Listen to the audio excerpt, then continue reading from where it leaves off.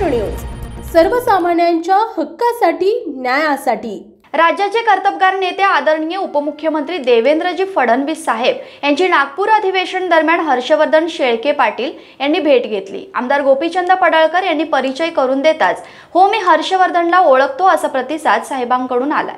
साहेबांना लोणंद शहरासाठी चतुर्थ वार्षिक करवाढीला नुकतीच तात्पुरत्या स्वरूपाची स्थगिती दिली आहे, परंतु फेर सर्वे करूनच नागरिकांची या अन्यायकारक करातून सुटका होणार आहे।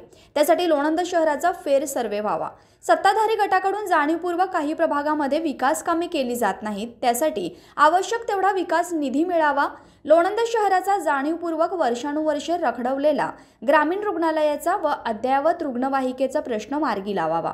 लोणंद शहरातील मुख्य रस्ता पुण्यश्लोक अहिल्यादेवी होळकर स्मारक चौक ते गोटेमाळ व इतर मुख्य चौक यांचे सुशोभीकरण करण्यासाठी माननीय सार्वजनिक बांधकाम मंत्री यांना आपण सूचना कराव्यात, असे पत्र माननीय उपमुख्यमंत्री महोदयांना हर्षवर्धन शेळके पाटील यांनी दिले। यावेळी सहकारी ओमकार कर्णवर हेही उपस्थित होते। आमदार गोपीचंद पडळकर यांनी लोणंद शहराची व माझ्या कार्याची माहिती सांगताच फडणवीस साहेबांनी कौतुकाची थाप पाठीवर दिली। "मी आणि गोपीचंद पडळकर तुझ्या सोबत आहोत, लागेल ती मदत लोणंद शहराला देऊ" असा शब्द फडणवीस साहेबांनी दिला।